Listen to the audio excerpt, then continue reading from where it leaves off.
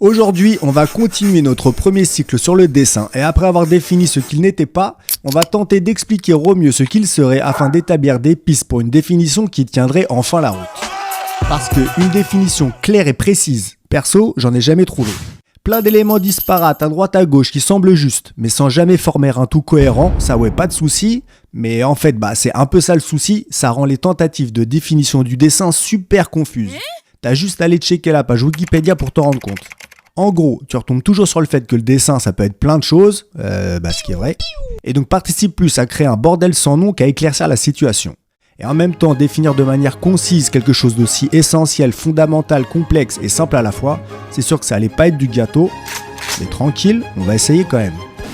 Déjà, on a la chance d'avoir pas mal de réflexions d'artistes sur le dessin qui peuvent nous mettre sur la piste d'un début de définition. Une qui m'a le plus marqué personnellement, ça a été celle de mon gars sûr Jean-Auguste Dominique Ingres qui a envoyé sa grande punchline légendaire « Le dessin est la probité de l'art ». Ah ouais, je comprenais rien à ce que ça voulait dire, mais je sentais que c'était lourd de sens et de conséquences. Dans le même délire, Giacometti a dit « Le dessin est la base de tout ». Ok. Alors, pas super clair non plus, mais t'as ce sentiment de toucher à quelque chose de fondamental et ça fait toujours plaisir. Mais il y en a une de Sol Lewitt qui m'a semblé ouvrir une porte vers une définition qui pourrait tenir la route. Il est évident que le dessin d'une personne n'est pas une personne réelle, mais le dessin d'une ligne est une ligne réelle. Alors, est-ce que c'est vraiment plus clair? Je crois pas, mais on sent qu'on est sur une bonne piste. Bel effort Sol, t'es là. Alors, si on prend sa constatation et qu'on essaye d'en tirer une conclusion, ça donnerait quelque chose du genre « La réalité du dessin, c'est la ligne ». Mais carrément. Et déjà, ce serait plus clair. Mais carrément. Et est-ce qu'on serait pas trop chaud? On serait là tranquille, pépère, au calme, à enfoncer des grandes portes ouvertes connues depuis tout le temps, parce qu'en vrai, tout le monde savait déjà que le dessin c'était la ligne, et que le papier, nique sa mère, n'avait strictement rien à foutre dans toute cette équation, et que c'est ouf de se dire qu'aujourd'hui, on passe complètement à côté de cette notion au profit de celle du papier, qui, comme je l'espère avoir assez bien expliqué dans les épisodes précédents, n'a strictement aucun sens. Tu fermes ta gueule. Et alors, petite parenthèse, comme on l'a vu dans l'épisode précédent, tous nos outils pour dessiner ont effectivement d'abord été pensés pour tracer des lignes, et putain, ça fait carrément sens, même si dans l'absolu, on peut aussi tracer des lignes avec un pinceau. Et ouais, mais on y reviendra. J'enchaîne avec une petite anecdote fondatrice mythologique grecque de notre culture sur la naissance des arts, car c'est toujours très éclairant de revenir aux sources, on va pas se mentir. À Corinthe, la fille d'un potier amoureuse d'un jeune homme qui devait la quitter pour un long voyage, se dit que ce serait trop stylé de garder avec elle un souvenir de lui. Et voyant l'ombre de son visage projetée sur le mur par la lumière d'une lampe, enfonça sa main dans le brasier comme une espèce de gangster de l'amour pour s'emparer d'un morceau de charbon et dessiner le contour de son profil. T'as entendu? Hein? T'as vu? Une ligne. Son daron le potier va ensuite enduire la forme et modela son visage. Ce tracé célèbre a longtemps été regardé comme la source du dessin, ainsi que de la sculpture, et de la peinture quand les figures ont été mises en couleur. La ligne est fondatrice des arts, et en ce qui nous concerne, le point à retenir, c'est que le dessin naîtrait donc bien avec la ligne. Oh yes, Daddy. Et voilà, c'est lourd.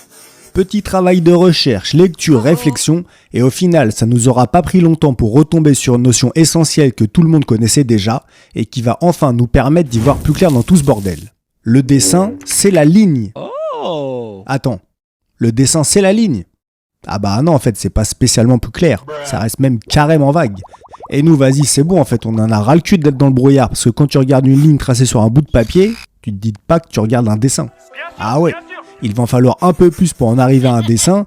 Donc pour être un peu plus précis, il faudrait plutôt dire que la ligne, c'est la base, la structure du dessin, celle qui permet sa réalisation, de lui donner corps et donc réalité. Et quand on repense à la citation de Sol Lewitt, on se dit que c'était pas super précis, mais que c'était quand même bien senti. Et alors, c'est maintenant que ça va devenir intéressant parce que la ligne, c'est vraiment un truc de ouf. Si je regarde une fleur, on est d'accord que ça ressemble plutôt à ça. Yes, sir. Voilà. Sauf que si je veux la représenter, eh bien je peux faire ça. Genre la fleur, elle est pas là avec ses lignes de contour tranquilles et toi juste t'arrives, t'enlèves la couleur et hop, t'as ta fleur. Ah non, la ligne, y en a pas. Mais toi, avec ton cerveau magique, tu vas faire une manœuvre dont on comprend même pas d'où elle vient, et tu vas faire ça. T'as inventé, créé, imaginé de toutes pièces des lignes qui clairement n'existent pas, et c'est comme ça que tu vas le représenter spontanément, particulièrement si tu vas aller au plus simple. On en revient au mythe grec et à l'utilisation spontanée de la ligne pour saisir l'ombre projetée, alors que la meuf, en vrai, ne voit qu'une tache informe. Et on aurait carrément pu barbouiller toute la surface de l'ombre avec son charbon. Dans l'idée, ça aurait été quand même plus logique quand on y pense.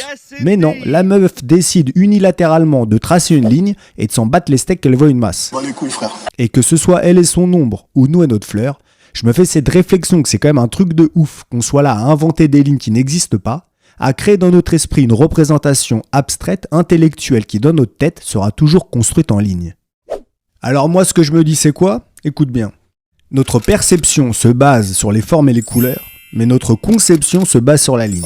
On perçoit le monde en forme et en couleur, mais on le conçoit en ligne. C'est genre notre super pouvoir intellectuel. Et ça, c'est un truc archi simple à vérifier. En gros, si je dois expliquer à quelqu'un quelque chose, un animal que j'ai vu et que j'arrive pas à le décrire avec des mots, que je partage pas le même langage que l'autre, je vais spontanément vouloir le dessiner. Et déjà ça, c'est un truc de ouf. Ouais, c'est pas faux. Et si tu te réfères à quasi toutes les premières représentations connues de l'humanité, eh bien clairement, je vais faire ça ou ça. Après, tranquille, hein, on peut chauffer, envoyer de la couleur et tout le bordel, mais dans l'idée, tu utiliseras toujours d'abord la ligne, mon pote.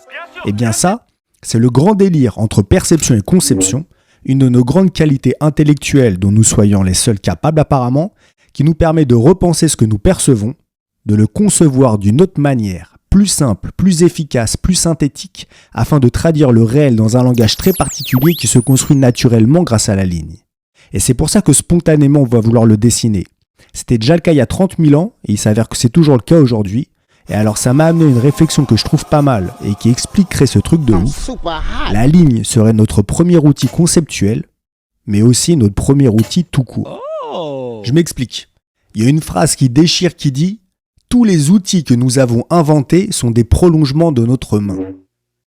Genre, le propulseur, tu vois le délire ? T'as ta main, ton javelot, hop, t'es trop vif, propulseur. T'as prolongé ton bras d'un segment, ça en démultiplie la puissance et bam, t'es devenu le plus chaud de toute la savane et tout le monde se chie dessus, même les tigres à dents de sabre. Eh bien, la ligne, c'est notre premier outil, dans le sens où elle est notre premier prolongement, celui de notre doigt posé sur le sol qui trace une ligne lorsqu'on le déplace. Et ça, c'est une expérience que tout le monde a déjà fait. Assis sur son cul, la main posée sur le sol et sans même y penser, le doigt planté dans la terre ou le sable à tracer des lignes. C'est quelque chose que nous faisons tous spontanément, sans presque pouvoir nous retenir. Dès que tu galères quelque part, tu vas te mettre à marquer le sol avec des lignes grâce à ton doigt, ton pied, un bâton, n'importe quoi. La ligne est la marque première laissée par l'activité humaine. S'il y a un mec quelque part qui bouge une oreille, qui fait un truc, direct à une ligne. Yes, sir. Et cette évidence apparaît dès les premières traces de civilisation retrouvées dans les grottes pariétales, par ces centaines de lignes parcourant les parois, s'entrecroisant et se superposant en dessinant les contours des animaux, la présence humaine est indéniable. C'est genre, il n'y a pas. Tu rentres dans la grotte et direct, tu sais qu'on est passé par là. Alors j'avoue aujourd'hui, ah là là, mais ça me fait serrer de constater à quel point on est aux fraises sur la question du dessin et sur sa notion essentielle qu'est la ligne. Ah mais carrément. Je veux dire, comment c'est possible de passer à côté ? Surtout dans le monde de l'art, c'est ouf. La ligne, notre premier outil d'abstraction, de conceptualisation, vas-y, déjà c'est ouf. Mais putain, c'est surtout notre premier outil de représentation. Et que nique sa mère, nous utilisons depuis toujours. Grâce à la ligne, nous sommes en mesure de partager le monde qui nous entoure, de mieux comprendre, dire, maîtriser l'univers dans lequel nous évoluons. Et comme l'a presque dit l'autre, la ligne est à la base de tout.